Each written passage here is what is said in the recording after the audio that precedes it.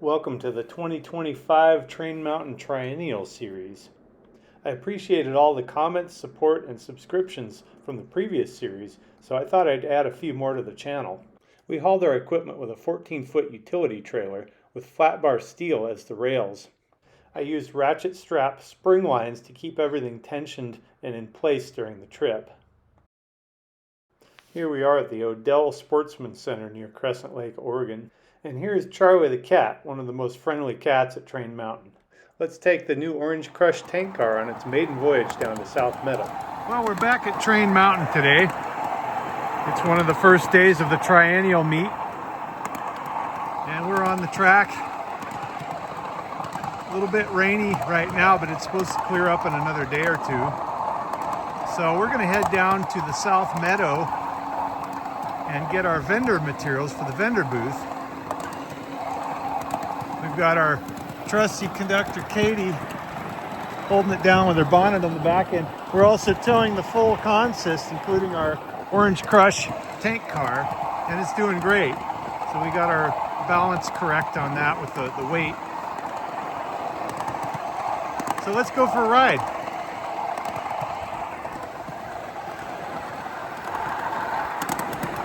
There's the Colton Depot. Up here is a return track, so you can go through the main tunnel under the parking lot, and you can choose to go to Grand Central Station. You can wrap around this track, or you can go to Bond, which sort of goes on a lower level below Grand Central Station, also known as Ward, after Dennis Ward. Okay, we're coming up on a junction here, so we need to use our eyes and ears because there could be traffic coming uphill on the left track or downhill on the right track. We're going to give them a little toot just to let people know we're coming, and we're going to bring the speed down for this diamond here. And it looks like the track is clear.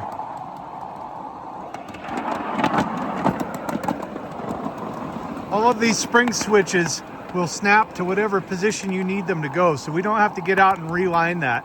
A following train on the other track can just run right through that, and it's no problem.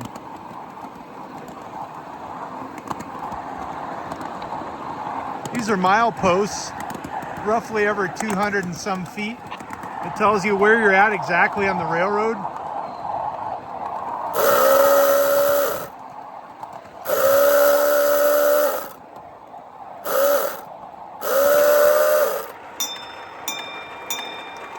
It also tells you the grade, whether it's positive or negative. So if you're going downhill, you have a negative grade. If you're running a steamer, that can be helpful to know what to expect coming up. Sometimes you have to get after your fire a little bit. We're currently on the serpentine track. It's like a big snake. It winds down this hill. So we'll end up down on that very bottom track eventually. But we're going to take a circuitous path, or a serpentine path down the hill. We've got a tour train coming up here. This is a shuttle train from the parking lot to the top for customers.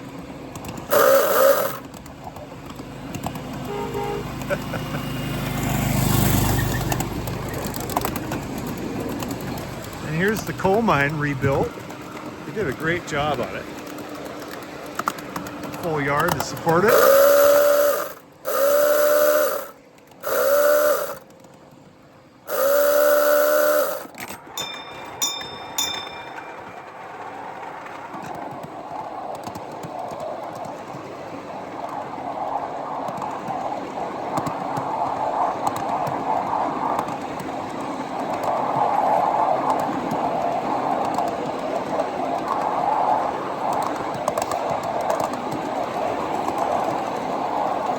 This is Blue Caboose and Vitz Yard. Blue Caboose is where most of the administrators and some of the committee members of the Triennial can park their trailers. It's kind of a special area because it has full hookups. And I'm looking at these signals. We've got a green signal here, so we can continue. No traffic coming down there. That's protected by signal anyway, but I just like to look to be sure.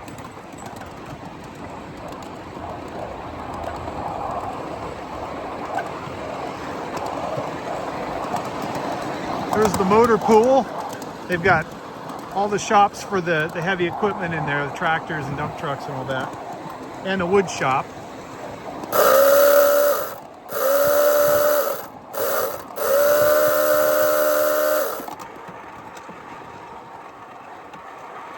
Coming up on another big junction here. And I can never remember the names, but there's a little sign in the middle. And we're also looking at this switch stand. We're looking at the target, it's green and the handle's pointing to the left. And on this railroad, that means we're gonna go to the left. So we're watching for uphill traffic coming up this other track. We'll indicate that we're about to cross over in case there's somebody coming and reduce our speed. And here's another junction. We've got a nice SP unit coming up the hill. So we're gonna slow down in case he needs to cross over this track. Give him the right of way. Let's see where he's gonna go.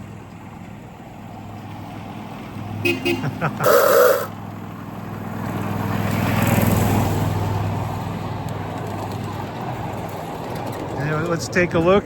No downhill traffic, no uphill traffic. And again, another spring switch. You can see the mechanism. You can just run right through it and it'll snap and hold to the other position.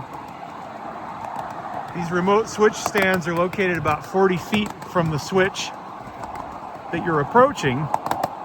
And those are handy because if you have multiple units out in front or a long steamer, you can get that switch without having to leave your seat, which is pretty nice. There's a series of small spurs here. Cottonmouth.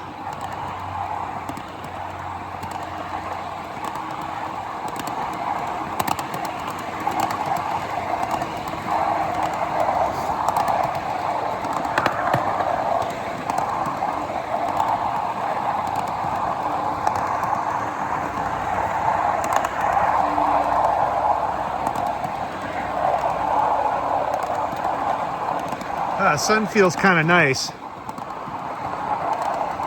was down in the mid-30s last night. We stay in what we call the covered wagon. That's the nice term for a tent pitched on top of our utility trailer. So there's no R value in a tent, but we've got good sleeping bags and hot water bottles to throw in there and lots of blankets.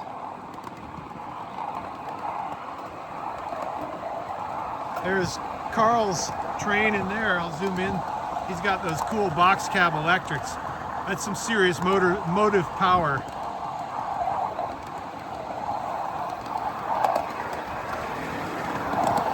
He's got quite the train set.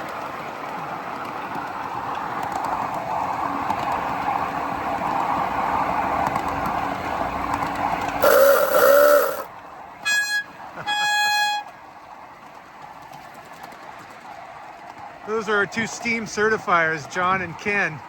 Ken just turned 90. His family let him come here right after his birthday. He took the train down and somebody picked him up in Chaumont.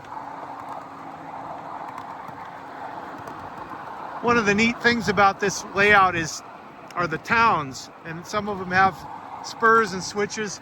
Here's another one here. They've got a wigwam burner and a full lumber mill, and several industrial tracks.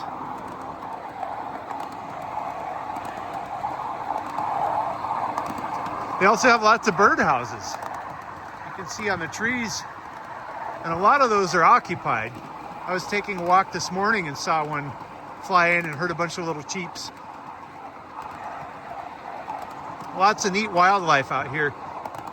A large number of squirrels and little ground critters.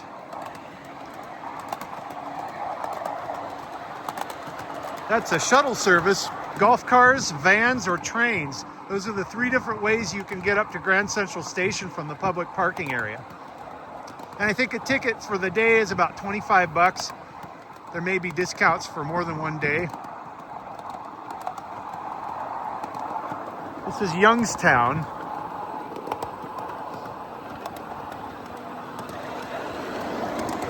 And we're coming up on another junction, so we got to pay attention here.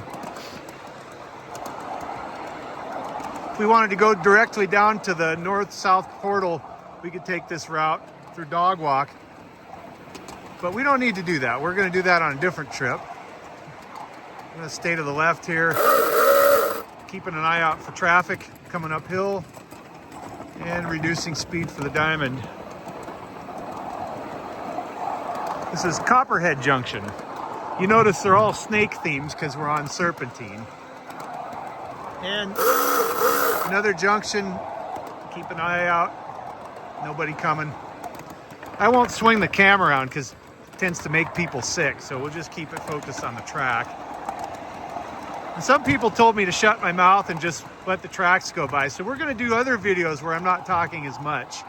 But other people really enjoyed the narration. It's kind of like a guided tour. So I'm going to keep talking through this one because some people really appreciate that.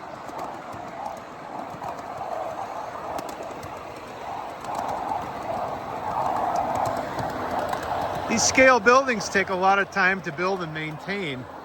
And you can put them out here, but this is a harsh environment with the UV rays and the cold winters. So they take maintenance, and they have a full wood shop that's able to keep all of that stuff looking good. They put stuff on a rotation, and when it starts looking a little run down, they'll take it up on the back of a trailer and rebuild it at the wood shop.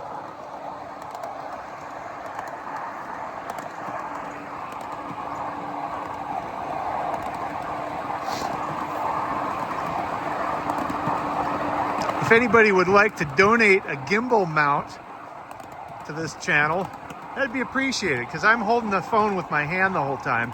I've tried other sort of more rigid mounts, but there's too much vibration. It kind of ruins the image quality, so I just hold it with my hand the whole time.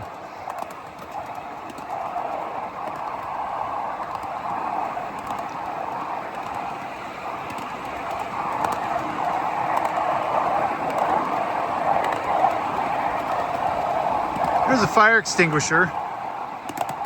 We just repainted those last time we were here, which was last fall, I guess. Maybe last summer.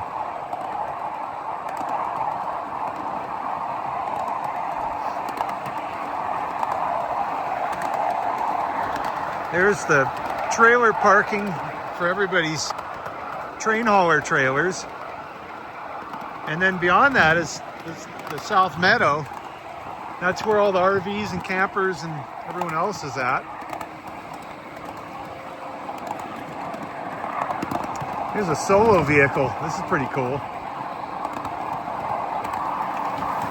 Very cool. Battery and a motor, that's all you need. You have a lot of fun with one of those.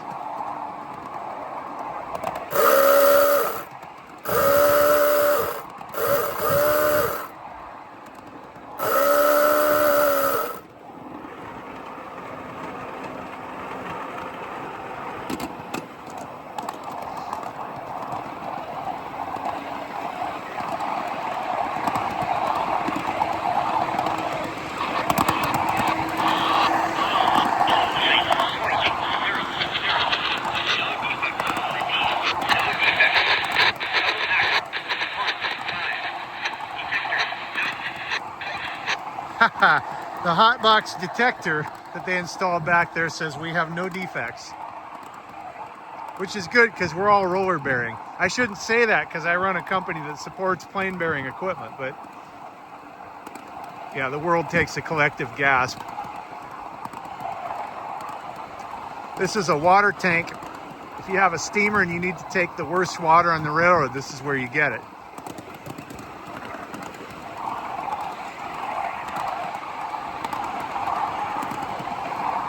So you can pull your train off on this siding here and take water from that hose. A couple of the tanks have functional spouts on them, but that one doesn't. It's too far from the track. And we're coming up on another junction here. This is going to be Midway Circle. It's hard to see, but there's a big circle here with spokes that come out. We want to make sure we are aligned to the left to get on that circle. Line to the right would take you back over toward Dog Walk, the bottom end of that junction that we were at up the hill further. Nobody coming, so we're safe to cross here. And that all heads out toward the South Portal, North Portal tunnels. And you can get over to the north side from there. And we'll do that later. we got a freight move going on here with our vendor barn materials, journal pad sheep and some sample journal pads, and our tables and chairs and all that stuff. So right now I'm looking at these targets and handles, and they're all aligned for the midway circle. We want to line it to the right once and again.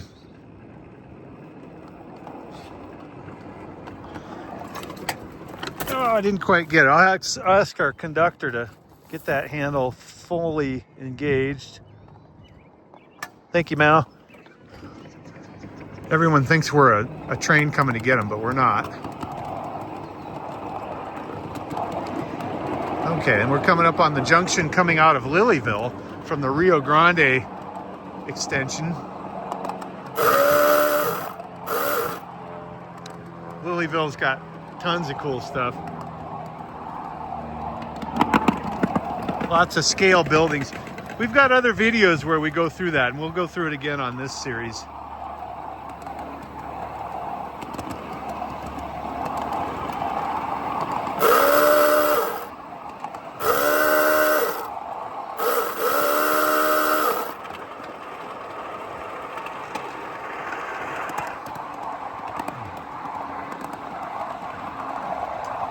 We're going to make our way around South Meadow here.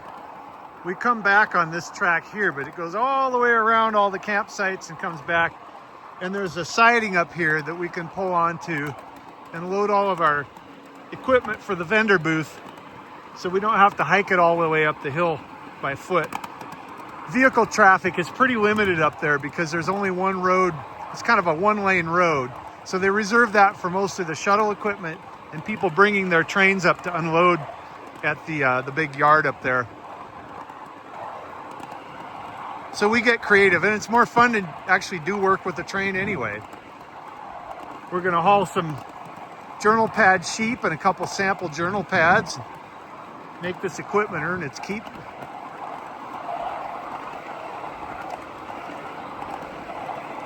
This is an unsignaled crossing, so I'm gonna reduce speed. And we're gonna wait for him to go across. Or, well, let's just make some noise. He's not moving.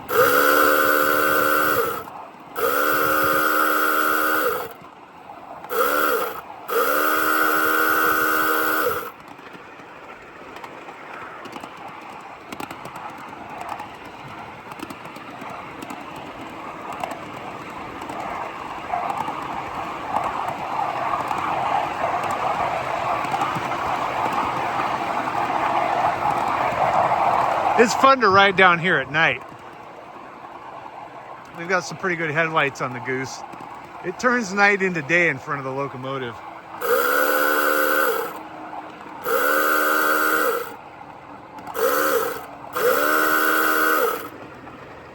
Another fire extinguisher. It's starting to fill up down here for sure. Our covered wagon is just on the other side of that van. You'll see a tent on a trailer in just a second. It's pretty well hidden. Yeah, oh, it's hidden. I'll put a picture up so you can see what we have.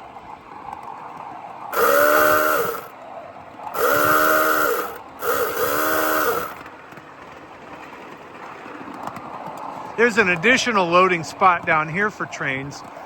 The lift isn't quite as good as the transfer table up at the main yard, but it does work. We loaded in here at last Treinnial just to save congestion up top. But it was a little more work to get everything aligned and set up to come across.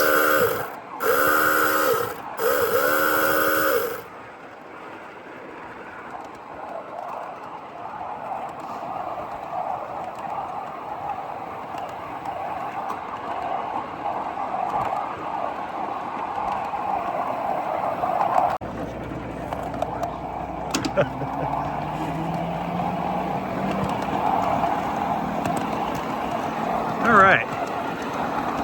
We had a chat with a fellow train enthusiast there. Lots of people like the Green Goose, and they've got questions about how we built it and what runs it. There's a little speeder. Everything's covered up right now, otherwise we could take a walk through the yard. We'll do that a different day when the sun stays out.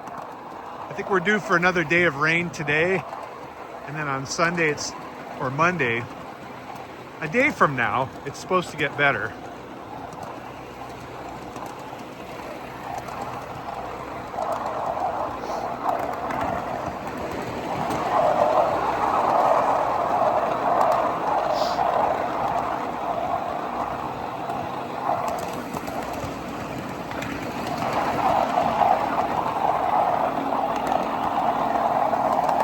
I always like these little locomotives. That's a cool way to get into the hobby. And if you run short trains, that's all you need. That's plenty of tractive effort. Okay, we've got a switch pointed left. Green means you're going home for the most part. So if you ever get lost out here, just keep them green. There are a couple situations where you go around a loop endlessly if you keep it green. But for the most part, that's your guidepost to go home. That track would take us back over. It just goes back around the other side of those trees, ties in with the Midway loop again. And then you get back on Serpentine and go back up the hill or go over toward the tunnels to the north side. There are often many ways to get certain places from other places. It just depends on the scenery you want to take and the grades you're willing to pull.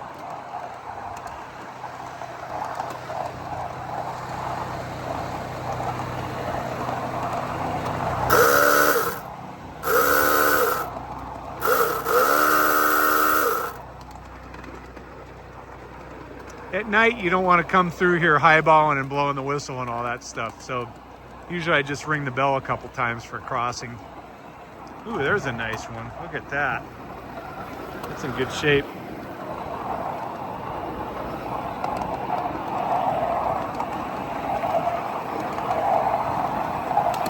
There's one of the shuttle trains. They've got a Milwaukee Little Joe on the front. That's really cool. Okay, this is the siding that we want. Rochester. I'm going to slow down to a stop. I'll show you how these kick switches work. Get my head out of the sun. So there's a cam here that's spring operated and a little pointer. And all you do, you can kick it or you can bump it with your hand. See how that works? I'll kick it back so you can see it just like that. And that pointer and the cam holds these so that if you're making a move, they don't start to drift over and derail your train. So the proper etiquette. Uh-oh, sorry. And we're gonna kick this pine cone. Let's see what happens. I think we're gonna munch it. Yeah, look at that. Took that thing out. It's still under there. It'll eventually get spit out the back. And then I'm gonna stop so our conductor can reline that switch. That's part of switching etiquette. Don't leave the main line set for the siding or the spur unless you're coming right back out onto it.